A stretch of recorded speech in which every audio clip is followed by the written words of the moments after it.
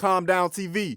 Calm down before we shut this down. Hit that subscribe button. So when did you drop your first mixtape? It was Wake the Dead? Yeah. Wake the Dead, definitely. You know, that was my first mixtape, man. How long ago was that, you think?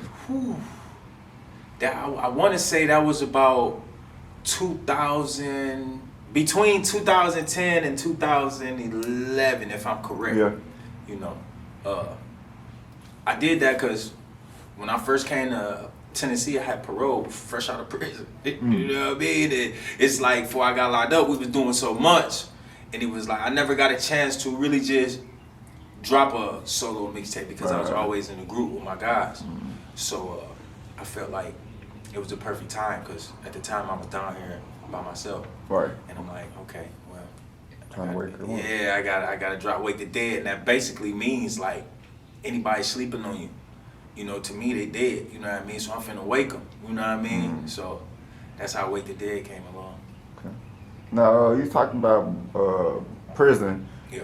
You talked about, can you explain or maybe tell us why you led up in that thing? Young and dumb, bro. Young and dumb, you know what I mean? To be honest with you, see, Michigan, it's a catch to it, you know? Like, I can't say it's just Michigan, but I only know Michigan laws. I know a little bit about Tennessee laws, but basically it's like this. If we all cool and say for instance, you go hit a lick and we always there and nobody, you know what I mean, said nothing about it, technically to them that's conspiracy. You feel me? Not saying I didn't have nothing to do with it, you know what I mean? Because I'm gonna keep it all the way 100, you know, it is what it is.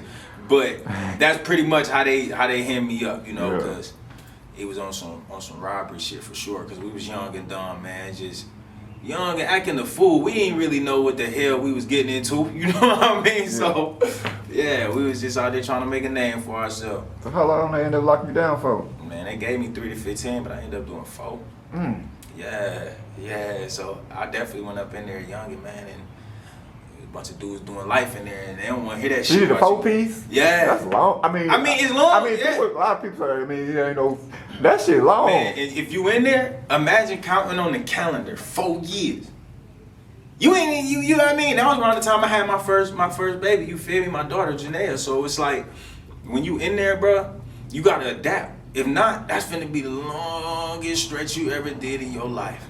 You can't worry about what the streets got going on. Somebody write you cool.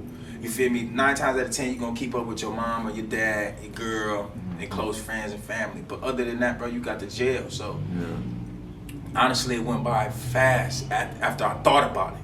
But those years, you can't get that back. So that's what made it like this shit long as hell. What's the biggest adjustment you think? Is it like just not being able to move when you want to move, or is it the food, or on the inside? Yeah. Man, the biggest adjustment, bro, is that your mouth. You know, you gotta really respect them dudes up in there, cause some of them dudes ain't going home. And you know, I was fortunate to come across, you know, some people that was from around my area, or like just OGs and shit that really just took me under their wing. Like, bro, you ain't even supposed to be here. Like, we used to see you in the paper every Friday for football, and I'm like, shit happens, OG, you feel me? But it's really pretty much the respect level, bro, because we can go in there and think and shit we say out here in the streets is cool, like how we, well, I ain't gonna say how we, because I don't call my niggas bitches, you feel me? So, how we, say for instance, I'm gonna throw an example, we hooping at the park, and you dunk on me. Get up, bitch. Yeah. You do that shit in the pen, nigga, they from stab the shit out of you. You know what I mean? Like, hey, they ain't finna play with you, because they like, the way they feel is like, look, we ain't never going home. What makes you, what'll stop us from killing you? Yeah. You know, so that's when you humble you, because I don't give a fuck how tough you is, bro. When you go up in there, you ain't got your homies, ain't no gun.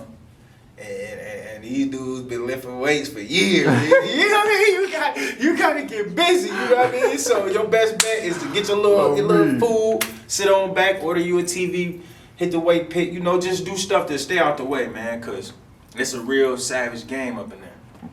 Did you do any writing as far as music while you were in there? Oh, yeah, for sure. And half of, basically, I want to say at least half the Wake the Dead was definitely wrote in prison, man. Okay. You know? Music inspiration. Who were you listening to growing up, or maybe still to this day? Oh, man. Jeezy, Boosie. I listen to a little Gucci, man, but... A little? No, I'm just Yeah, playing. yeah, yeah. I mean, personally, bro. Even though I'm from Michigan, majority of my rappers that I grew up on, that motivated me to want to keep staying in this business and stuff like that. Them guys, man, that was from the South.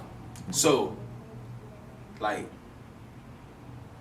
that really was what made me keep liking it. So it was like, who else was popping at the time? The Franchise Boys. I listened to a little of them, but I really ain't never been with the snap and pop music. You know? You got like a top 5? Oh yeah, for sure. I mean, I'm gonna keep it real. I ain't never taken Pac off that top 5. You feel me? So I gotta get him to 1 spot. I'm gonna give my 2 spot. I gotta get that to Big. The reason why, because both of them was influencers. You know what I mean? It took hip hop to another level. Number 3. A lot of people don't like this one, but I gotta throw M in there. I got to, you know, and it's not just because I'm from Michigan. That's it's like, because you from there. you gotta look at the overall body of work and what Dog was saying. Like, technically, you know. And number 4, I gotta get at. I'm gonna get at to Wayne. I'm definitely gonna get at to Wayne. You know. Number 5, I'm gonna definitely have to put. I'm gonna keep it real. I gotta put Boosie in there, man. I love Boosie, man. I ain't even gonna lie, man. Like that dude right there. Sometimes he be rapping, and it's like he telling you about your life, man. Yeah. It ain't all about the punchlines and metaphors with me. It's about what you saying for real. Yeah. And if you live that life, then shit, you could be in my top 5. You might go. You feel me? Nah, I think that's a solid top 5. For sure. Okay. So when it comes to your music though, what's your music making process? Like you more so a freestyler or a writer? How you get your stuff done? I mean, I'm a writer Right, personally you mentioned because, like, I could freestyle a little bit, but that ain't never been my strength. Right, you did mention you're a writer. Yeah. Well, if it comes, cause we mentioned some of your, or you just talked about your music inspiration. Yeah. If you could maybe do a feature with any artist, dead or alive, like who would you like to do a feature with? I'm gonna have to go with Boosie. I gotta go with Boosie. I love Pocket Big and all them names I mentioned, but Boosie is like where I'm at in my life right now. I'm trying to tell you about this real life story, bro. Because some people that do music ain't really live that life, and some of us that do music, we have. Yeah. You know, and we here to tell that story. So, you know, that's just the entertainment business we live in. Who were you ever listen to music when you was locked up? Yeah. Who was one of They gave you Walkmans, and then I think I was in there and they first put the MP3 players in there. Yeah. Who were some of your top artists when you was locked up? Shit, T.I., Boosie, like I said, and Drake. I had to say it, man. Drake. Yeah. Oh, I left you out the top 5. So I got okay. Hold on. I gotta get Boosie and Drake. They gotta split that. Yeah. You know what I mean? And Drake be spazzing, man. Yeah. If we was getting a call with you right now, what would we hear? Shit, me? Yeah. Yeah, my new joint I'm working on, you know. Okay. I'm sitting down on something right now, and I'm basically bringing the heat this year. So definitely gonna hear me as soon as you get up in that thing. Yeah.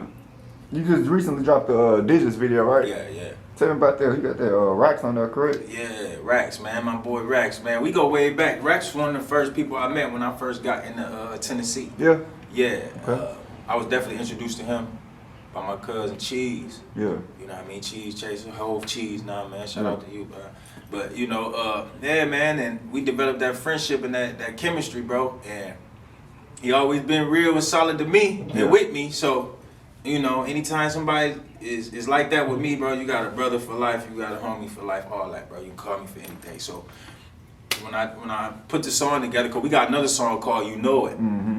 And me, that video. Yeah, you know, me, I got a real musically inclined ear. I know talent when I hear it, you know what I mean? It's just with bro, it was like he got a story to tell, and I actually seen RAXX out here in the trenches, you know?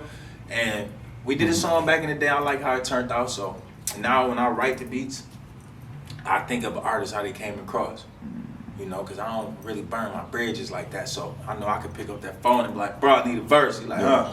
You know what I mean? Some people be like, I need 500, you know what I mean? No, my dog's like, here, you know what I mean? So I just feel like me and him, on that song, I liked the way how we vibe because I got more of an up north type of style, but I put it on any type of beats, you know.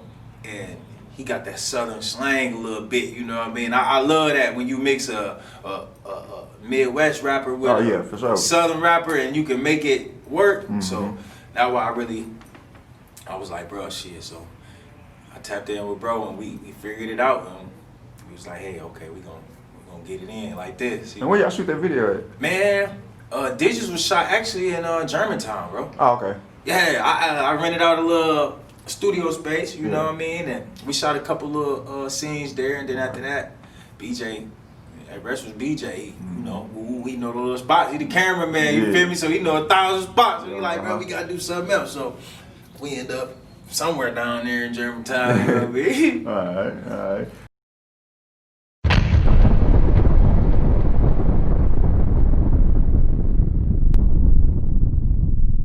Alright, man, it's your boy Soldier Squad BC, man. We rocking with Calm Down TV, man. Calm down before we shut this bitch down. Squad.